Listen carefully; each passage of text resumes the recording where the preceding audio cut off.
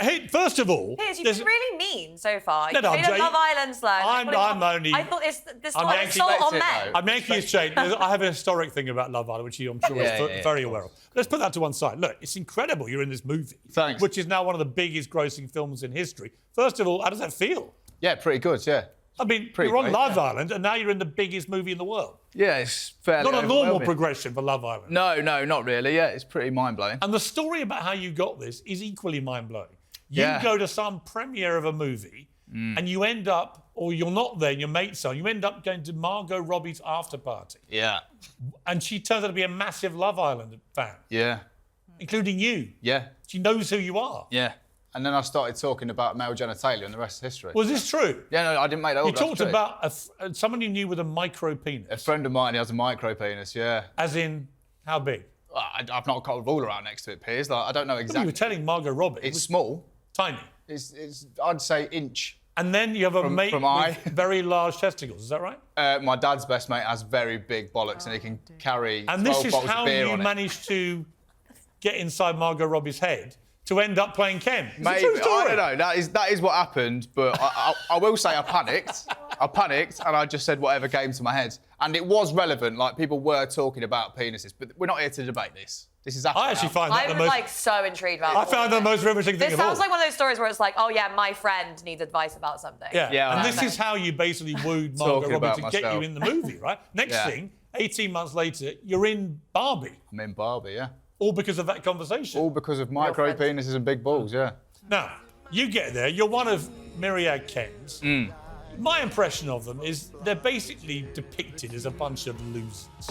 And that if I made a movie flipping this round and depicted women the way that this movie generally depicts men, all hell would break loose. Do you accept that? I accept that, but I feel like you're missing the point. So I think everyone's missing the point a little bit. Like, so it's a comedy, right? And we're in very dangerous territory when we start picking out comedy and saying, oh, you can't say that, because then we're going to live in a world where comedy don't exist. I'm not saying they can't say it, but there's a distinct political and social point they're making about the patriarchy, which is rammed home again and again I get that. and again. What I'm getting to is the overarching comedy, the overarching joke of the entire film is you're looking at Barbie, which is played with by children, mostly girls, and this is how they play with Barbies and Kens.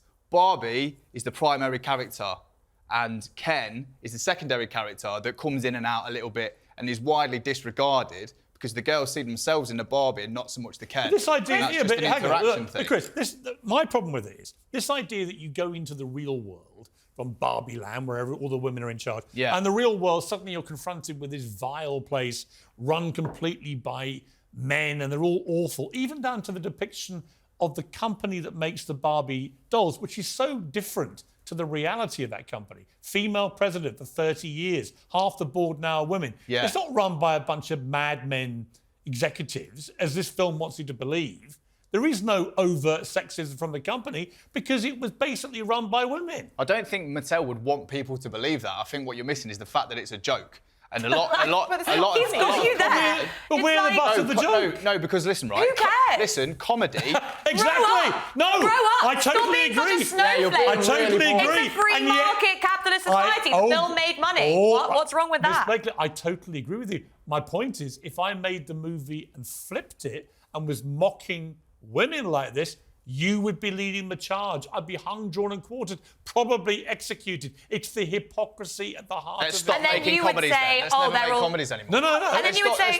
You can make them, but where you're making a very deliberate point, promoting feminism and using patriarchy as a stick to beat all men till they can prove otherwise, I have a problem And then with if it. women come on your show and say, oh, I've got a problem with this, you say, oh, shut up, snowflake. That is the whole debate that we've had in recent years. Like, you can't say anything about anything because you're a snowflake. Men are being snowflakes about Barbie. I don't even like the film. No, you're missing my point. You're totally entitled. Excuse me. I haven't seen it, I'm sorry. I think you're missing the point. I'm Okay. not asking for Barbie to be cancelled.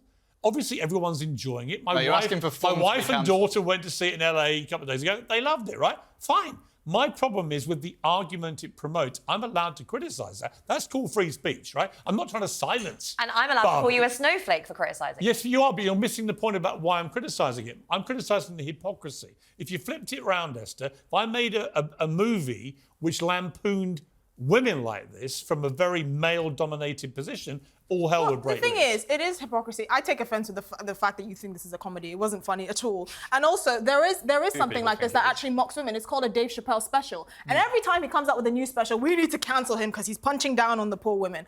The reality is, this film is a giant catfish, and he used the Barbie name to try and shoehorn these ideologies into a kid's film. And you can call it a comedy if that's your standard of entertainment. That's fine. And I don't really have a high standard of entertainment. I watch Love Island. I watch Fast and Furious. And also, how are they selling this? Let me go to Namiki for this.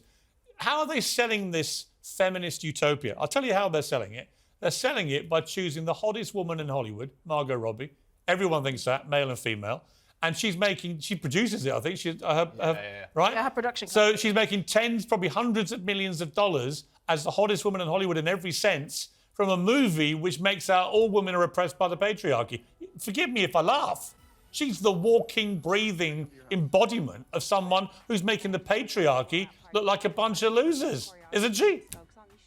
No, I don't agree with that at all. And I think historically, there are a lot of women who had to use whatever tools were available to them. She is beautiful. She's also a brilliant actor. She's also extremely intelligent. Yeah. She's also well-spoken, as are all of the women and men, by the way, in that film. Ryan Gosling is not getting, the attack the way she is. But furthermore, that's capitalism. And until capitalism fails, which I think is the patriarchy, by the way, I think the patriarchy is capitalism. Until it fails, people are going to do whatever they can to survive. I mean, that is At what point would you have to accept, on behalf of the matriarchy, that the patriarchy doesn't really exist anymore, and that basically most women I know are running rings around blokes? At what point do you admit that? I think you're literally in a bubble, and do not open the newspaper, because the way that women are under attack in the United States right now is jaw-dropping. I mean, with the ban on abortion, the ban on women's health clinics, women being targeted, rise in domestic violence, not to mention that our pay has not moved in ages. There's a declination in women in leadership, even though we think we should be at some sort of a parity at this point.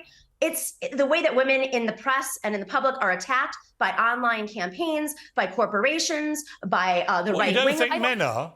By you? Have you spent even a minute in my Twitter feed? Trust me, this idea only women get trolled on Twitter. But no, it's ridiculous. Absolutely ridiculous. Great. It's important because actually this is the problem when we get the commodification of feminism, is that we get this idea that feminism means like every, CEO of every corporation being a woman or having 50% of women on boards. That's not the lived experience of the vast majority of women alive. The vast majority of women actually live in, either in very poor countries where they're denied an education, or they live, in situations where they experience domestic violence. Here in the UK, 1 in 3 women will experience sexual assault at some point in their lives. That's what life is like for most working class women. And you can't get rid of that by just saying, oh, we're going to make a couple of, prime ministers or CEOs women. That's the problem with liberal. And you don't think young men ever get assaulted?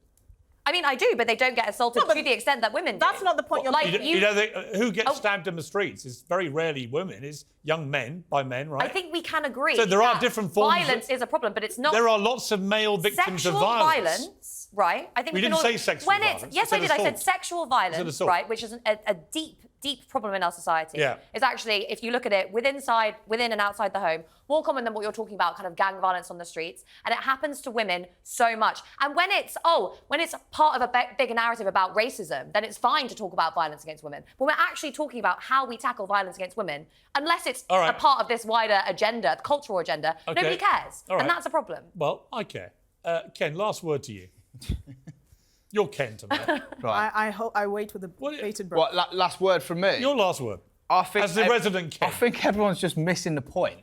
It's a joke. Greta Gerwig has done a good job of navigating a potentially massive minefield. You're right, if it flipped, it would be a different story. But ultimately, that's my point. I'll admit that, right. But we're talking about a doll that was made in 1959 to empower women. It took you 18 minutes, but you got to a place of saying, that's beside the point. I agree with you. That's beside the point. By the way, I want to end on that. It's about women empowerment. There was only one. Of Power to women. Yeah, all right, enough virtue signaling, mate. You've ticked all the boxes. I'm going to end by giving women what they really want from their Ken. It's this. Let's go party. That is terrifying. That's a proper Ken. There's another one here. There we go. That's heavily photoshopped. It's not at all. I have no words. This is I got a whole raft of Ken pictures here. Nothing to say. That is terrifying. Esther's really gobsmacked. She's been silenced by the speechless. Glory. Thank you. Let's leave it on that. Rendered silent by the glory of my kingdom. Thank you, Chris. Congratulations, mate. Margot Robbie is one of my favourite probably is my favourite actress. I met her at an Oscars party. She was fabulous. Did she tell you about how she likes Union? No, we talked about cricket. Big fan of Union. We talked about cricket. She's an Australian, unfortunately, and right now, it's the last thing I want to talk about is cricket. But at the time, there was no Ashes series. We had a great conversation. Lovely woman, very talented. Couldn't be happy that a woman is making hundreds of millions of dollars out of her looks and her talent in the patriarchy. What a miracle. How's she doing it? It's incredible that some woman is able to do that and break through this towering sexist mayhem which inhibits all women I know, including these two downtrodden, oppressed female creatures in front of me, who I know just never feel they can even speak unless I let them. Right, ladies? Of course. So true. Chris, great to see you. And congratulations, seriously. Cheers. From Love Island to the world's biggest movie, that is a trajectory I never thought I'd ever witness. So you can't slate us anymore. I can't slate you anymore. I can't slate you anymore. An Oscar-worthy meteoric rise. It's amazing, and I genuinely kudos. Thank you.